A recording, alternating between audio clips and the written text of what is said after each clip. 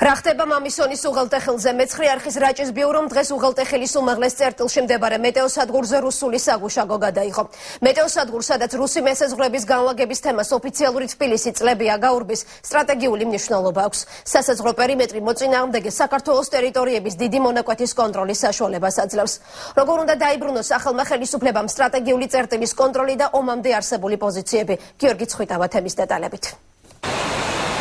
მამისონის უღელტეხილზე ზღვის დონიდან 2819 მეტრის სიმაღლეზე მდებარე მეტეოსადგურში 2008 წლის რუსეთ-საქართველოს ომამდე ქართველი მესაზღვრეები იყვნენ.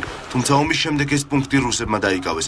საქართველოს ხელისუფლება თავდაპირველად უარყოფდა რუსული საგუშაგოს მეტეოსადგურზე განლაგებას, თუმცა შემდეგ ფაქტის კომენტირებისგან თავს იკავებდა. ექსპერტი კავკასიის საკითხებში მამუკა არაშიძე მიიჩნევს, რომ საკითხს ახალი მთავრობა კომპლექსურად უნდა მიუდგეს. ეპიზოდური, ფრაგმენტული და რაღაცა ორიენტირებული იმაზე, რომ სიტუაცია შევინარჩუნოთ, არ გვერდის. ჩვენ ინიციატივა ხელში უნდა ავიღოთ. ეს არის ძალიან მნიშვნელოვანი. ექსპერტის საზღვრის დაცვის საკითხებში გელა ხუციშვილი მიიჩნევს, რომ ქვეყანაში სახელმწიფო საზღვრის საკითხი დაკნინებულია და მას ყურადღებას ნაკლებად აქცევენ. საერთოდ უნდა გადაწყდეს საბოლოოდ, რომ ტერიტორია, რომელიც შემოფარგლულია საზღვრით, სახელმწიფო საზღვრის სტატუსს ატარებს და ის განსაკუთრებული სარეჟიმო ზონა არის. მას უნდა განსაკუთრებული მიდგომა. გეოპოლიტიკური კვლევების საერთაშორისო ცენტრის დირექტორის თენგიზ ფხალაძის აზრით, მთავრობამ მედვედევ სარკოზის მიერ რუსეთ-საქართველოს ომის შემდეგ ხელმოწერილი დოკუმენტი უნდა გამოიყენოს, რომლის მიხედვითაც მხარეები ომამდელ პოზიციებს უნდა დაუბრუნდნენ.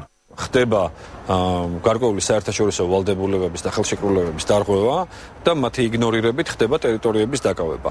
ამ შემთხვევაში უპირველეს ყოვლისა ერთ-ერთი მნიშვნელოვანი, რასაც შეგვიძლია დავეყრდნოთ, არის სწორედ 2008 წლის 12 აგვისტოს ხელშეკრულება, სადაც საუბარია იმაზე, რომ ნებისმიერი შეერაღებული ძალები უნდა იკავებდნენ ორივე მხრიდან იმ პოზიციებს, რომლებიც მათ ეკავათ 7 აგვისტომდე და მათ შორის ესახება, რა თქმა უნდა, რუსეთის ფედერაციას და არა მხოლოდ იმ სეგმენტში, რომელიც დაკავშირებულია ოკუპირებულ ტერიტორიებთან. ექსპერტები აცხადებენ, რომ მამისონის უღელტეხილი რუსეთის მიერ დაკავებული ერთადერთი სიმაღლე არაა.